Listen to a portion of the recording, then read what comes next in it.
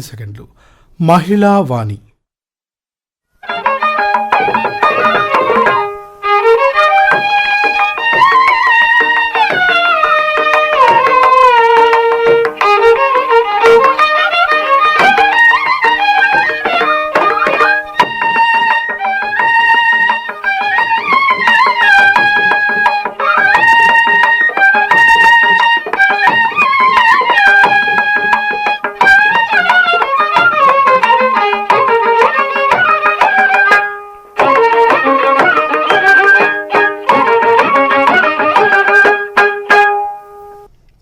నేటి మహిళావాణి కార్యక్రమంలో తాతగారిల్లు కథానిక by Shrimati Nagamanjari garu. Anybody there notification ring tone వినబడి ఆన్ చేశాడు సుదీప్. తాతగారిల్లు కొత్త గ్రూప్, ఇదెవరు? తెలుగు అక్షరాలతో గ్రూప్ ఆశ్చర్యంగా అనుకుంటూ ఓపెన్ చేశాడు. 10 మంది వరకు సభ్యులు ఉన్నారు. ఒక్కరు కూడా తనకు తెలిసిన వారు కాదు. అందరూ అడ్మిన్లే, తనతో సహా. ఇంతలో ఒక మెసేజ్, ఇంగ్లీషు తెలుగు భాషల్లో. సారాంశం ఒక్కటే: నా పేరు వంశీకృష్ణ, విశ్వనాథం జానకమ్మల అబ్బాయిని. 25 ఏళ్ల క్రితం పార్వతీపురంలో ఉండేవాళ్ళం. నాకు 2 అక్కలు, 1 అన్నయ్య. ఈ మధ్యనే నాకు మన బంధువర్గం గురించి తెలుసుకోవాలని అనిపించింది. అందుకే తాతగారిల్లు పేరున ఈ గ్రూప్ ఏర్పాటు చేశాను. కుటుంబానికి ఒకరు చొప్పున చేర్చి వారిని అడ్మిన్గా చేశాను. మీరు మీ కుటుంబ సభ్యులను చేర్చండి. అన్నలు, తమ్ముళ్ళు, అక్క, చెల్లి, అత్త, పిన్ని, మామ, తాత, మేనల్లుళ్ళు, మేనకోడళ్ళు ఎవరైనా సరే, ఏ దేశంలో ఏ రాష్ట్రంలో ఉన్నా సరే సమూహంలో చేర్చండి. పరిచయం చేయండి, ఫోటో పెట్టండి. ఇది ఫ్రాడ్ గ్రూప్ ఏమో అని సందేహపడకండి. ఇదిగో నా వివరాలు అంటూ తన ఫ్యామిలీ ఫోటో, ఉద్యోగం తదితర వివరాలు, కంపెనీ చిరునామా, వెబ్సైటు అన్నీ పెట్టాడు. గ్రూప్లో ఉన్న మిగిలిన అందరి వివరాలు కూడా టూకీగా చెప్పాడు వంశీకృష్ణ. ఆ మెసేజ్ చూసి ఎందుకైనా మంచిదని వెబ్సైట్లో చెక్ చేసి చూశాడు సుదీప్. వారందరి వివరాలు సరైనవే అని తెలిసాయి. వంశీకృష్ణకి ఫోన్ చేసి మాట్లాడాడు. తాను తల్లిదండ్రులకు ఒక్కడే కొడుకు. చదువయ్యాక ఫారిన్లో స్థిరపడడంతో తండ్రి తరపు కానీ తల్లి తరపు కానీ బంధువులు పెద్దగా తెలియదు సుదీప్కి. అదే విషయం చెప్పాడు వంశీకృష్ణకి. మరేం పర్వాలేదని, తాను సుదీప్కు చిన్నాన్న కొడుకునని, తన తండ్రి సుదీప్ తండ్రి అన్నదమ్ములని, అదేవిధంగా మిగతా వారి బంధుత్వాలు కూడా తెలియజేశాడు. చాలా సంతోషించాడు సుదీప్. బంధుత్వాలు తెలియకపోవడంతో గుర్తించలేకపోయినందుకు మన్నించమన్నాడు సుదీప్. మరొక 3 రోజుల్లో తాతగారింట్లో సభ్యుల సంఖ్య 100కు చేరింది. ఇంతమంది బంధువులు వివిధ దేశాలలో, రాష్ట్రాలలో ఉన్నందుకు, ఈ విధంగా కలిసినందుకు అందరూ ఆనందం వ్యక్తం చేశారు. కొంతమంది తెలుగు రాష్ట్రాలలోనే ఉన్నవారు ఇన్నాళ్లు కలవలేకపోయినందుకు బాధపడ్డారు. అమెరికాలో వివిధ రాష్ట్రాలు, Malaysia, Kuwait, Mauritius, New Zealand, Australia, దక్షిణాఫ్రికా, కెనడా, బ్రిటన్, ఇలా వివిధ దేశాలు, చెన్నై, ముంబై, ఢిల్లీ, రాయ్పూర్, పూణే, హైదరాబాద్ మొదలగు పట్టణాలలో ఉన్నవారు తమ తమ ఖాళీ సమయాలలో సందేశాలు పెట్టడం, బంధుత్వాలు కలబోసుకోవడం, కుటుంబాలలో జరిగిన శుభ అశుభ విషయాలు పంచుకోవడం జరుగుతోంది. అందరూ వంశీకృష్ణ రోజుకు ఒకసారైనా అభినందిస్తున్నారు. వంశీకృష్ణకు పెదనాన్న వరుసనే లక్ష్మణరావుకు చాలా చికాకు చేసింది. ఆయన కొడుకు దగ్గరే బెంగళూరులో ఉంటున్నారు. లక్ష్మణరావు గారి అబ్బాయి అనంత్ సమూహంలో సందేశం పెట్టాడు.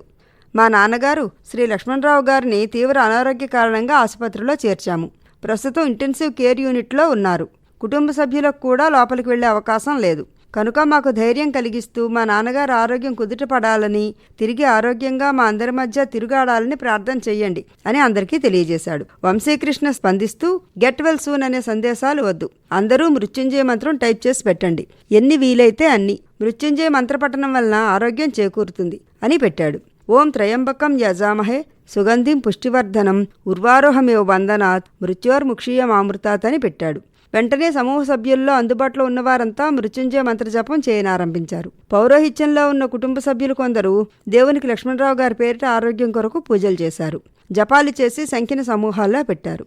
ఆ రాత్రి గడిచి తెల్లవారేసరికి లక్ష్మణరావు గారు క్షేమంగా ఉన్నట్లు, ఐసీయూ నుంచి వార్డుకు తీసుకువచ్చినట్లు, పెద్ద వయసు కావడం వలన మరో 4 రోజుల పాటు పరిశీలనలో ఉంచి ఇంటికి పంపిస్తారని అనంత సమూహంలో పెట్టాడు. అంతేకాకుండా బెంగళూరు ఆసుపత్రి పరిసరాల్లో ఉన్న తన సమూహ సభ్యులు ఇంతకుముందు తమకు ముఖపరిచయం లేకున్నా ఆపత్కాలంలో సహాయంగా వచ్చారని, మానసికంగా తాను తన కుటుంబ సభ్యులు ఎంతో ధైర్యం పొందామని, వారందరికీ మనస్ఫూర్తిగా ధన్యవాదాలను కూడా చెప్పాడు. లక్ష్మణరావు గారు ఆరోగ్యంగా ఉన్నందుకు అందరూ సంతోషించారు. రోజు శుభోదయం, ఆ రోజు పంచాంగ విశేషాలు ఒకరు పెడతారు. కొందరు దైవ ప్రార్థనలో శ్లోకాలో గీతాలో పెడతారు. పుట్టినరోజులో పెళ్లి రోజులో ఉంటే అందరూ శుభాకాంక్షలు తెలియజేస్తారు. వారి పిల్లలు లేదా పెద్దవారిలో ఏవైనా ప్రత్యేకతలు అంటే నాట్యం చేయడం, సంగీతం పాడడం, చిత్రలేఖనం, కవిత్వం రాయడం ఇలాంటి కళలు ఉంటే వాటిని పంచుకుంటారు. చదువైపోయి ఉద్యోగం వేటలో ఉన్న ఒకరిద్దరికి తమకు తెలిసిన వారితో చెప్పి ఉద్యోగం వేయించారు. పిల్లలకు పెళ్లి సంబంధాలు కావలసి వస్తే ఈ సమూహంలో వారి వివరాలు పంచుకునేవారు. అందరూ సమూహంలో చేరి 6 నెలలు కావస్తోంది. వంశీకృష్ణ ఒక విషయం ఆలోచించాడు. అందరూ సంక్రాంతి పండగ కలిస్తే ఎలా ఉంటుంది? ఆ విషయమే సమూహంలో పెట్టాడు. అందరూ సంతోషించారు. వేరే రాష్ట్రాలలో ఉన్నవారు, వేరే దేశాలలో ఉన్నవారు తప్పక కలుస్తామన్నారు. కానీ పండగ ఎక్కడ జరుపుకోవాలి? అందరూ కలిస్తే ఆ ఖర్చు ఎలా పంచుకోవాలి? ఒక మాట అనుకుంటే పర్వాలేదు అన్నాడు నాగేశ్వరరావు. ఒక్కొక్కరు ఒక్కో ప్రదేశం చెప్పారు. విజయనగరానికి దగ్గరగా ఉన్న ఒక పల్లెలో ఉంటున్నారు నారాయణ కుటుంబం. అంతగా ఆర్థిక పరిపుష్టి లేదు. స్థానిక గుడిలో పూజారి. గ్రామ పౌరోహిత్యంలో భాగం వస్తుంది. భార్య, పెళ్ళైన కొడుకు, కోడలు, పెళ్లిగాని కూతుళ్ళిద్దరూ, మరో కొడుకు అందరూ ఆ సంపాదనలోనే గుట్టుగా బతుకుతున్నారు.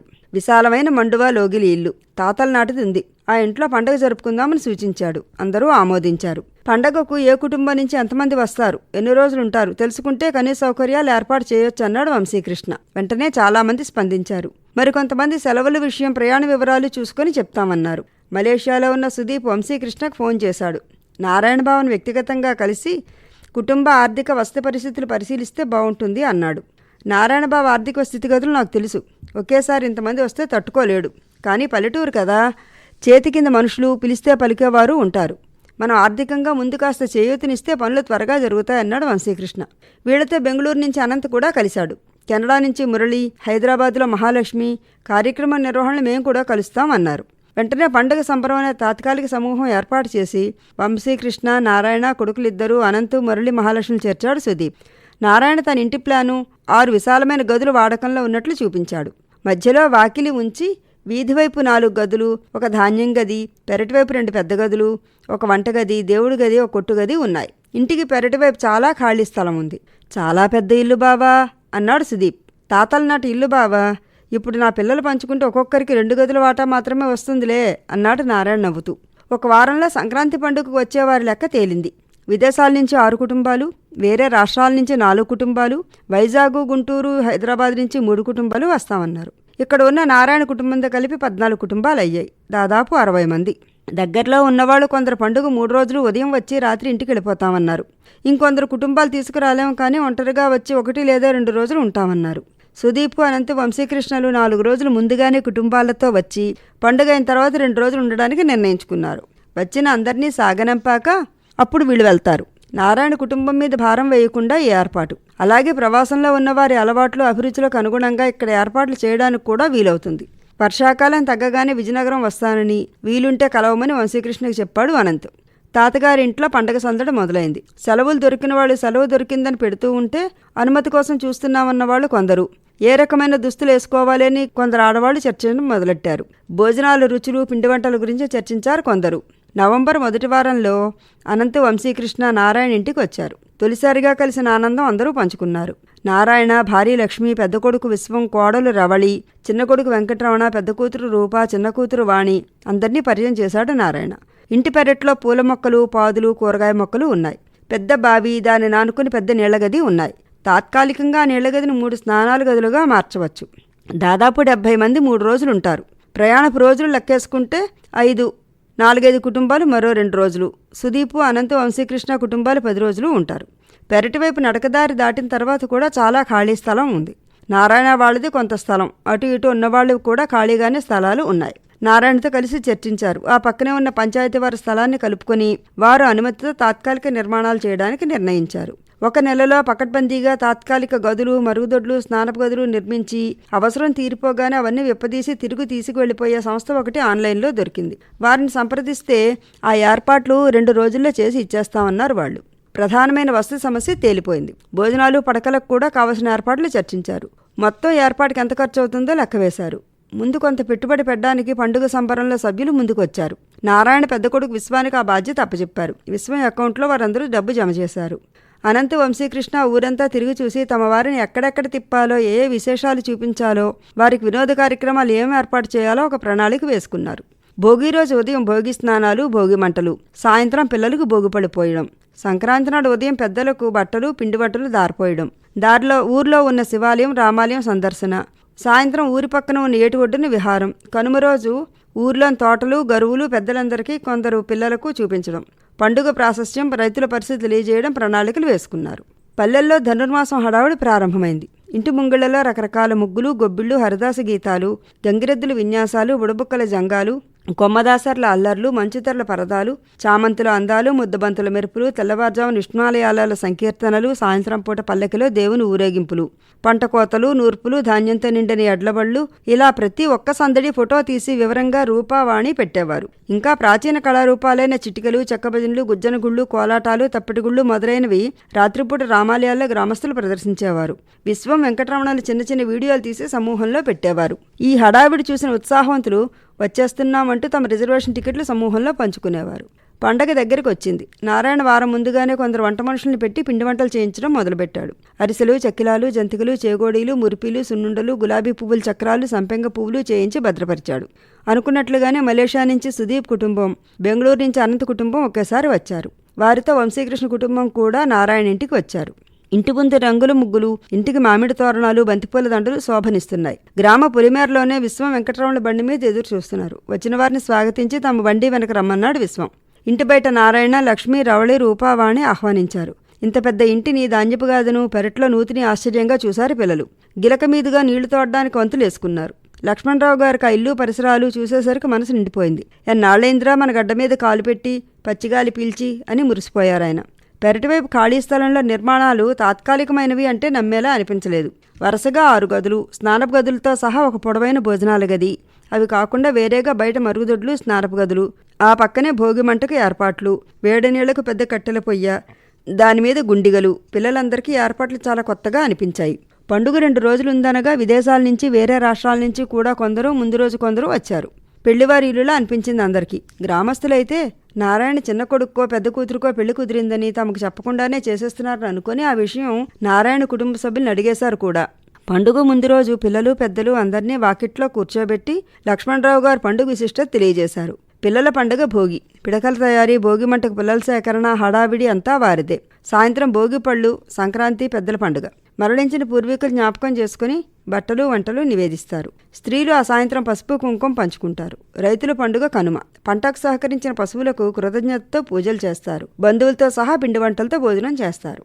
భోగినాడు తెల్లవారుజామున నిద్రలేచి పెద్దలంతా భోగి స్నానాలు చేసి భోగి మంట వేయడానికి సన్నాహాలు చేశారు. పిల్లలను లేపి తీసుకొచ్చారు. పుష్యపు మంచులో తడుస్తూ జిహ్వలి చాస్తున్న భోగి మంట అందాలు చూస్తూ రూప, లక్ష్మి, వాణి, రవళి అందించిన పిడకల దండలను భోగి మంటలో వేసి నమస్కరించారు. దగ్గర ఉన్న ఊళ్ళలోని బంధువులు కొందరు భోగినాడు ఉదయం వచ్చారు. మధ్యాహ్నం ఆవుపెట్టిన పులిహార, బొబ్బట్లు, పూర్ణంపూర్లు, గుమ్మడి ముక్కలు వేసిన పులుసు, ఆకుకూర పప్పు, పులగుమ్మిడి వడియాలు, చల్లమిరపకాయలు, గడ్డ పెరుగు, తీపి ఆవకాయలతో భోజనం వడ్డించారు. పేరు పేరున వంటకం చెప్పి కొసరు వడ్డించి మరీ అందరికీ తినిపించారు. చాలా సంవత్సరాల తర్వాత పల్లె భోజనం తిన్న అనుభూతి కొందరిదైతే తొలిసారి రుచి చూసిన వాళ్ళు కొందరు. సాయంత్రం 10 ఏళ్లలో పిల్లలందరికీ భోగిపళ్ళు పోశారు. ఈ సరదా ఆచారం గురించి పెద్దవాళ్ళకు కొంచెం తెలుసు, పిల్లలకు అసలే తెలియదు. కానీ అందరూ బాగా ఆనందించారు. రేగుపళ్ళు, చెరుకు ముక్కలు, బంతిపూల రెక్కలు, నానబెట్టిన శనగలు, చిల్లర పైసలు, అక్షతలు కలిపి పెద్దలంతా చిన్నపిల్లల తలలపై పోస్తూ ఉంటే కాస్త పెద్ద పిల్లలకి ఇదంతా సిల్లీగా అనిపించింది. సంక్రాంతి నాడు ఉదయం పెద్దలకు బట్టలు, వంటలు దారిపోసి ఉదయ పలహారాలు అయిన తర్వాత దేవాలయాలను సందర్శించారు. ప్రవాసాంధ్రులు అయినప్పటికీ అందరూ సంప్రదాయ వస్త్రధారణతో ఉండడం గ్రామస్తులకు చాలా ఆనందాన్ని, ఆశ్చర్యాన్ని కలిగించింది. పంక్తి భోజనాలు, వివిధ రకాల వంటలు, రుచులు నేలపై జంపుక నలపరిచి అట్రాకుల్లో వడ్డన మామూలే.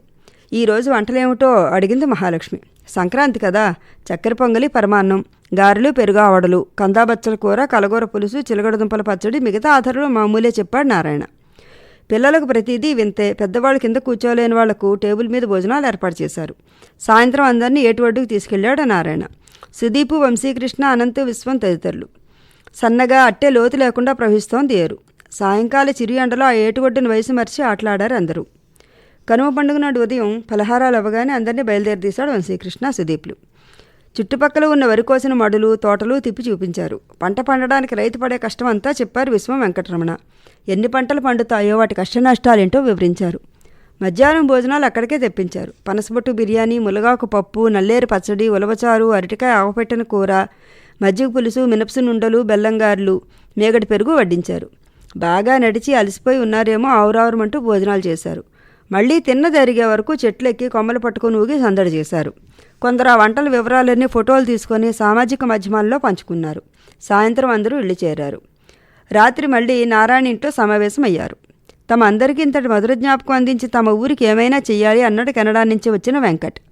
ఇప్పుడు తాత్కాలికంగా ఏర్పాటు చేసిన గదుల స్థానంలో శాశ్వత నిర్మాణం చేసి గ్రామ ప్రజలకు సామాజిక భవనంగా అందిస్తే ఎలా ఉంటుంది? ఊరు వారితో పంచాయతీ వారితో మాట్లాడి స్థలం కట్టడాలకు అయ్యే ఖర్చు గురించి కూడా మాట్లాడి చెప్పు నారాయణ అన్నాడు. అందరూ ఈ సూచన బాగుందన్నారు. నాదొక చిన్న మాట అన్నాడు అనంత్. చెప్పమన్నట్టు చూశాడు వంశీకృష్ణ. మీరు చెప్పండి నాన్న అన్నాడు లక్ష్మణరావు వైపు చూసి అనంత్. మా అనంత్కి ఒక కొడుకున్నాడు. ప్రస్తుతం బెంగళూరులోనే ఉద్యోగం చేస్తున్నాడు. ఈ పండగకి వాడు కూడా రావాల్సిందే, సెలవు దొరకలేదు. వాడికి మీ అమ్మాయి రూప చాలా నచ్చిందిరా నారాయణ. మా ఇంటికి మీ పిల్లనిస్తావు అడిగాడు లక్ష్మణరావు. అంతకంటేనా మామయ్య, కోరి కోడల్ని చేసుకుంటానంటే కాదంటానా? ఏమమ్మా రూప, నీకు ఇష్టమేనా కూతురిని అడిగాడు నారాయణ.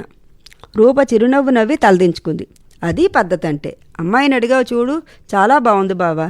ఇప్పుడు ఇంకో విషయం చెప్తాను వినండి అంటూ సిరి అని పిలిచాడు సుదీప్. ఏమిటి నాన్న అంటూ వచ్చింది సిరి, సుదీప్ కూతురు. వెనుకనే వెంకటరమణ కూడా వచ్చాడు. అది విషయం కనుసైగ చేస్తూ నవ్వాడు సుదీప్. బావా, నీ కొడుకు నా కూతురిని చేసుకుంటావా అడిగాడు సుదీప్. మీ అమ్మాయి విదేశాల్లో పెరిగిన పిల్ల, ఎమడగలదా సంశయం వ్యక్తం చేశాడు నారాయణ. బాబా, నువ్వు మరోలా అనుకోనంటే ఒక విషయం చెప్తానన్నాడు వంశీకృష్ణ. బాబోయ్, ఇంకోటా అంది మహాలక్ష్మి. అదేం కాదులే మహాలక్ష్మి. నారాయణ బాబా, ఇప్పుడు విదేశాలలో మన పురోహితులకు మంచి డిమాండ్ ఉంది. మన దేవాలయాలు చాలా ఉన్నాయి. మన వెంకటరమణకి ఇష్టం ఉంటే ఆ పౌరోహిత్యం ఏదో అక్కడే చేసుకుంటాడు అన్నాడు వంశీకృష్ణ. నారాయణ ఆలోచనలో పడ్డాడు. అవును, కెనడాలో కూడా అవకాశం ఉంది అన్నాడు వెంకట్. పిల్లలు ఇష్టపడుతున్నారు బావా, ప్రాధేయపూర్వకంగా చూస్తూ అన్నాడు సుదీప్. కొడుకు వైపు చూశాడు నారాయణ. చప్పును తలదించుకున్నాడు వెంకటరమణ. సిరి కూడా నేల చూపులు చూస్తోంది. భార్య లక్ష్మి వైపు చూశాడు. ఆమె సాభిప్రాయంగా చూసింది. సరే అన్నాడు నారాయణ. ఓసారి నలుగురం మాట్లాడుకుని వస్తామని చెప్పి లక్ష్మి, విశ్వం, రవళి, రూప, వెంకటరమణ, వాణిలతో పక్క గదిలోకి వెళ్ళాడు నారాయణ. కాసేపు చర్చించుకున్నాక బయటకు వచ్చి, ఇప్పుడు వెంటనే పెళ్ళిళ్ళు వద్దు. వచ్చే 7 లేదా కనీసం మే, జూన్ అయితే మళ్ళీ అందరం కలవడానికి బాగుంటుంది. సెలవుకు ప్రయాణానికి ఇబ్బంది ఉండదు అన్నాడు. అందరూ సరే అన్నారు. రవళి సిరి దగ్గరికి వెళ్ళి, ఏమమ్మా కాబోయే కోడలా, మా మరిదిని ఎగరేసుకుపోతావా అని హాస్యమాడింది. లేదక్క, ఇక్కడికే వచ్చి ఉంటాను. ఈ కుటుంబం అంతా కలిసి ఉండడమే నాకు నచ్చింది చెప్పింది సిరి. పిల్లలు 3 లక్ష్మణరావు, అనంత దంపతులకు, నారాయణ దంపతులకు, సుదీప్ దంపతులకు పాదనమస్కారాలు చేశారు. దూరపు బంధుత్వాలు తిరిగి ఒక్కటైనందుకు అందరూ ఆనందించారు. వసుదైవ కుటుంబకం భావన కంటే ముందు మనవాళ్ళు, రక్త సంబంధీకులు ఎక్కడెక్కడ ఉన్నారో తెలుసుకోవాలి. అనుబంధాలు పెంచుకోవాలి, బంధుత్వాలు కలుపుకోవాలి. లేదంటే తాతయ్య, నానమ్మ, అమ్మమ్మ, మామయ్య, అత్తయ్య, పిన్ని, బాబాయ్, పెద్దమ్మ, పెదనాన్న, చిన్నాన్న వంటి వరసలు, పిలుపులు కూడా కనుమరుగైపోతాయి. అప్పటికప్పుడే తాంబూలాలు పుచ్చుకున్నారు అనంత నారాయణ దంపతులు, సుదీపు నారాయణ దంపతులు. శ్రావణ మాసంలో పెళ్లిళ్లకు ముహూర్తాలు కుదిరాయి.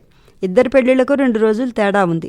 భారమైన మనసులతో మళ్ళీ 6 నెలల్లో కలుస్తామనే ఉత్సాహంతో అందరూ తిరుగు ప్రయాణం అయ్యారు. తాతగారి సమూహంలో పిల్లల పెళ్లిళ్ల విషయం పంచుకున్నారు. కుటుంబమా వర్ధిల్లు. మీరింతవరకు మహిళా వాణి కార్యక్రమంలో తాతగారిల్లు కథానిక పై శ్రీమతి జి నాగమంజరి విన్నారు.